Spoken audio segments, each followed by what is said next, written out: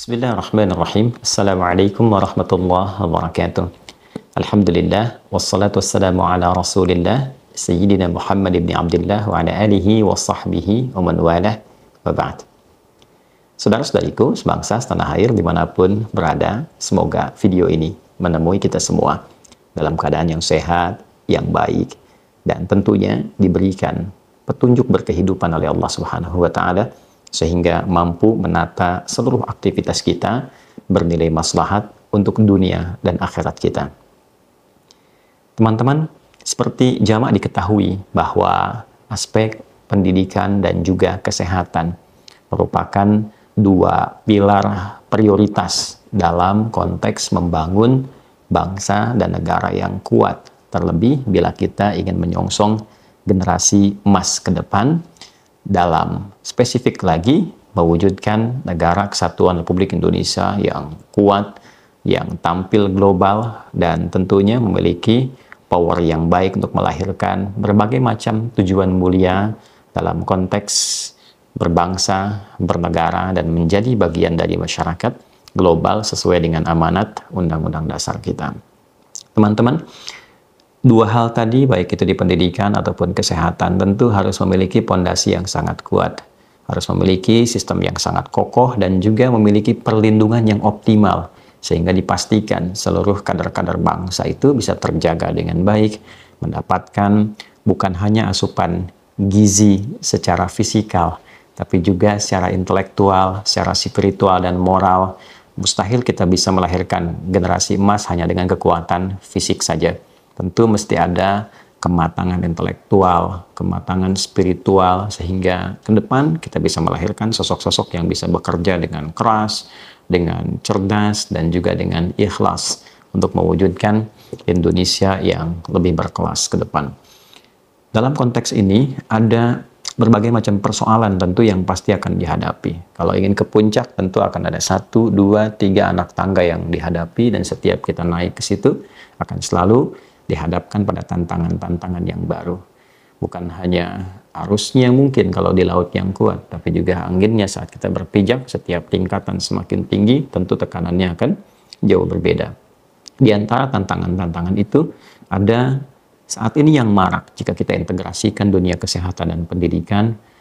Dihadapanlah kita pada persoalan yang saat ini menjadi lebih serius. Bahkan saya kira harus menjadi prioritas untuk bisa dituntaskan, diselesaikan, dan diberikan satu ruang oleh seluruh stakeholder ini dalam bentuk pengawasan yang efektif, sehingga ini bisa ditekan dan dihilangkan, khususnya dalam dunia pendidikan, yaitu praktek bullying, praktek perundungan, baik itu antar sesama siswa ataupun juga dikhawatirkan kalau ini kemudian menjadi sesuatu yang terstruktur, sesuatu yang sistematis, sesuatu yang masif, atau seringkali dikenal dengan TSM, yang melibatkan banyak unsur. Ini yang tentunya mesti banyak menjadi perhatian utama untuk diselesaikan.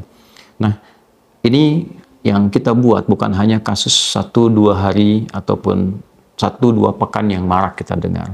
Setahun belakangan ini kami sendiri menerima banyak sekali, baik itu masukan, konsultasi, bahkan permohonan secara langsung, baik disampaikan oleh kepala daerah dan penjabat sementara, pun demikian ada siswa-siswa tertentu yang bahkan melalui koleganya karena ketakutan, kekhawatiran menyampaikan permohonan untuk bisa memberikan satu macam bentuk arahan atau mungkin juga tausiah, dikenal dalam dunia dakwah, ya, dan juga satu bentuk pencerahan di dunia pendidikan ini agar terhindar dari praktek-praktek bullying ini.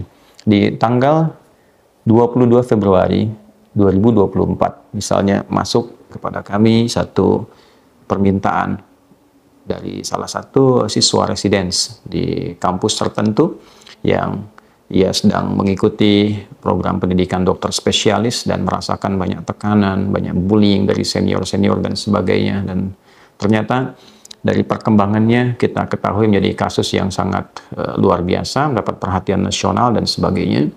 Dan itu satu dari bagian bongkahan yang terkelupas dari gunung es yang tertanam Bukan hanya satu dua titik, tapi juga di beberapa hal menjadi bagian yang sangat kompleks. Untuk itu, saya ingin menggugah. Yang pertama, kepada kita semua, bagian dari insan pendidikan, baik adik-adikku yang sedang kuliah, yang sedang sekolah, dari tingkat yang paling rendah, bahkan dari mulai mungkin elementary di dasar, ya, sampai kemudian ke atasnya, ke tingkat SMP, SMA, sampai ke kampus. Kita harus punya kesadaran bahwa kita ini adalah orang-orang yang diharapkan menjadi generasi emas untuk membangun bangsa ini. Tolong diingat itu baik-baik. Tanamkan pada diri kita, kita ini generasi emas yang sedang dipersiapkan untuk memakmurkan bangsa. Bukan konteks membangun lagi. Konteks kemerdekaan sudah diraih, konteks pembangunan dilaksanakan sampai dengan kini. Nanti ada konteks kemakmuran yang harus kita capai, bisa kita raih, karena tantangan di masa depan itu tidak mudah. Karena itu, bila bullying ini tidak dihentikan, tidak di-stop, maka akan sangat berpotensi menghancurkan mental, merubah karakter. Dan ini yang sangat berbahaya. Jika kita ambil dalam 3 aspek, aspek fisik, aspek intelektual, aspek mental, spiritual. Di dalam kekuatan mental ada kekuatan spiritual. Nah, bullying ini langsung menghancurkan ke bagian inti yang paling dalam, yaitu aspek mentalitas. Jadi kalau mentalnya hancur, orang cerdas pun bisa tidak akan punya fungsi. Kalau mentalnya hancur, orang yang kuat pun kekuatannya tidak akan pernah tampil. Oleh karena itu tidak ada manfaatnya bullying ini. Ya, sekali lagi, tidak ada manfaatnya bullying ini. Dan dampaknya akan sangat besar. Saya ingin berikan satu contoh gambaran yang menjadi dampak langsung. Misal, disadari atau tidak, kita memahami bersama sesungguhnya bahwa kita ambil contoh. Di dunia kesehatan, dokter itu punya peran yang sangat luar biasa. Bahkan menjadi satu jantung solusi dari persoalan-persoalan krusial yang menimpa masalah-masalah fisikal bagi kebanyakan orang. Tentu akan datang ke rumah sakit, berkonsultasi, dan ini akan sangat menentukan terkait berkelindan dengan aspek-aspek yang lainnya. Bukan hanya hajat kehidupan seorang manusia atau makhluk pada umumnya, tapi nanti multiplier efeknya adalah kalau ini sehat, bekerjanya juga sehat. Kalau bekerjanya sehat, membangunnya juga sehat. Nah, kalau dari awal sudah tidak sehat, membentuk mentalitas yang tidak sehat, dan berpengaruh pada prakteknya kemudian saat ia mulai bertugas, maka dampaknya pun akan sangat berbahaya. Bukan hanya bagi pasien yang berobat, tapi juga nanti akan berdampak multiplier efek yang tidak akan secara langsung terasa. Tapi nanti, mohon maaf, aspek pembangunan, aspek ke depan yang diharapkan mampu membangun generasi emas ini itu sangat terancam. Ya, terlebih kalau karakternya sudah rusak. Ini baru satu persoalan. Mungkin nanti akan banyak hal yang harus Kemenkes juga dari sekarang mesti dibentuk tim khusus yang memang diisi oleh orang-orang yang punya sifat-sifat kenegarawanan yang tinggi. Kenapa ini penting saya katakan? Ya, aspek bullying ini kan bukan satu faktor saja. Dalam dunia kesehatan juga nanti ada sesuatu hal yang lebih besar lagi.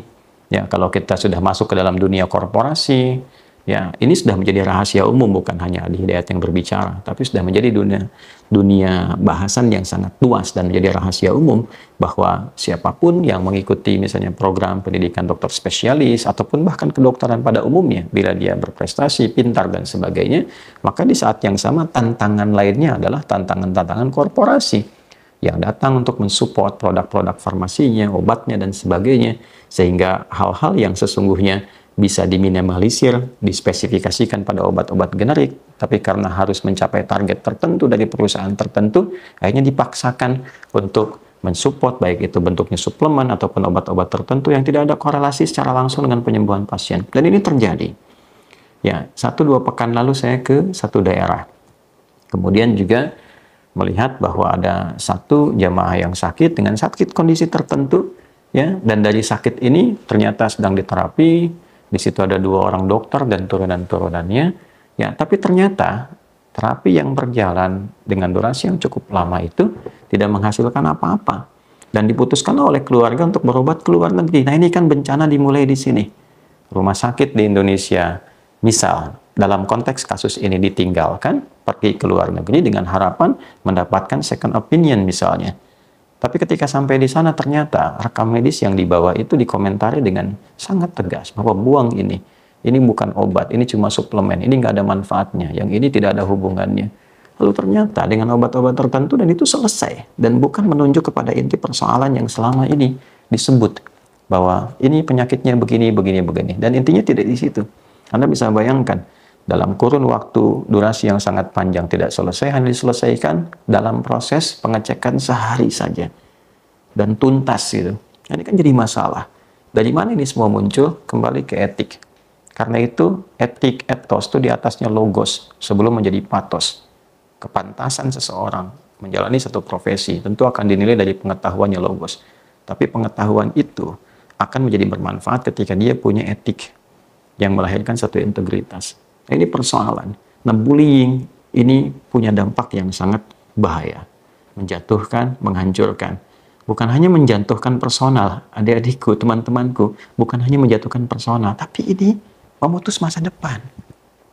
Kita bisa bayangkan kalau ada satu generasi, dan dia berprestasi ini ya, diharapkan jadi dokter yang hebat, membangun, punya sifat kenegarawanan yang tinggi ke depan, kan? Saat yang sama pemerintah memfasilitasi dengan adanya rumah sakit yang bagus, visi-visi yang baik misalnya. Ya, tapi ini mentalnya hancur, karena hanya ada kebiasaan yang ingin dipertahankan. Apa sih yang mau ditampilkan dari bullying itu? Ya, ini nanti terkait berkelindan juga. Dan ini bukan satu bagian, saya kira mesti ada. Kalau dalam tanda petik satgas yang harus dibentuk, ini apa nih multiplier efek dari mana ini? Karena kalau diurut-urut tentu akan nyambung lagi nih ke pendidikan berkeluarga. Ya, dulu kan kita itu masih luar biasa tersambungnya. Ya, ada pendidikan berkeluarga, pendidikan antar RT, kemudian pendidikan di RW dan sebagainya. Ini ada yang hilang. Ada yang hilang di dunia pendidikan kebangsaan kita ini. Ya, karena dibawa ke dalam satu harapan-harapan dari kurikulum. Taruhlah misalnya dari luar, kan? Yang budayanya tidak sama. Saya sering amati, seringkali disoal ini tentang Arab, padahal kebanyakan yang dipraktekkan itu adalah Barat. Ketika dibawa kan budayanya nggak sama. Ya, kenapa ketika disorot ke Arab-Araban ini seringkali disorot budaya, tapi ke Barat-Baratan tuh jarang diulas gitu. Nah, seharusnya kita kan meriset budaya kita bagaimana, karakteristik masyarakat kita seperti apa, lalu bagaimana sistem pendidikan yang sesuai dengan kebutuhan masyarakat kita. Nah, ini kan jadi satu bagian, yang lain ambil sebagai value. Nah, dulu waktu kita masih punya PMP, PPKN, dengan pendidikan bernegaranya, pendidikan spiritualnya, ada pendidikan akidah, akhlak, dan sebagainya, kita nggak pernah dapatkan hal seperti ini. Ya, hal-hal terkait fisikal itu sangat gentle sekali, ada ruangnya, ada berbagai fasilitasnya, bisa disalurkan baik dalam bentuk olahraga dan sebagainya, itu menjadi hal yang sangat lumrah di dunia kita dulu.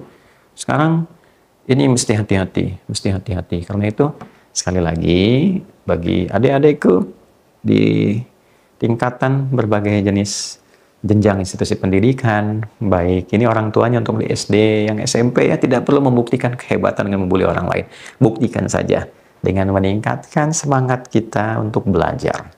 Setelah itu, tanamkan rasa untuk mengabdi kembali ke daerah masing-masing. Bangun daerahnya dengan semua profesi yang berbeda-beda. Kalau setiap daerah bisa menghasilkan putra daerah yang hebat, sekolah balik membangun lagi, lalu diintegrasikan, kita akan cepat makmurnya.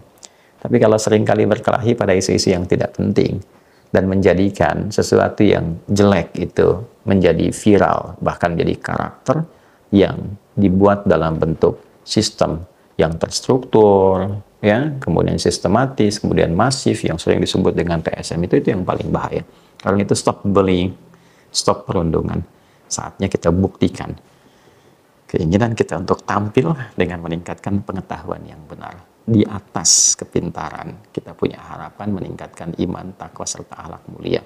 Itulah amanat Undang-Undang Dasar kita 1945 yang mengamanatkan kepada pemerintah untuk menyelenggarakan, mengusahakan satu sistem pendidikan nasional yang meningkatkan keimanan dan ketakwaan pada Tuhan Yang Maha Esa serta akhlak mulia. Itu dari sejak pasal menimbang poin B di Undang-Undang Sisdiknas Sistem Pendidikan Nasional nomor 20 tahun 2003. Jadi meningkatkan kekuatan mentalitas dengan iman dan takwa, melahirkan perilaku mulia, itu diutamakan yang nanti kelak akan mensupport, mencerdaskan kehidupan bangsa, mensupport kemampuan intelektual. Jadi kalau intelektualnya bagus, integritasnya hebat, maka jadilah orang-orang yang diharapkan di masa depan untuk membangun generasi emas. Stop bullying, sekali lagi, hilangkan perundungan. Mari sekarang kita hadirkan dan gelorakan semangat Indonesia berbenah, Indonesia emas, Indonesia berpikir cerdas, Indonesia bersifat ikhlas, dan mudah-mudahan dengan itu semua kita bisa mewujudkan Indonesia emas, mencerahkan, berkemajuan. Maafkan saya, Adi Hidayat. Assalamualaikum warahmatullahi wabarakatuh.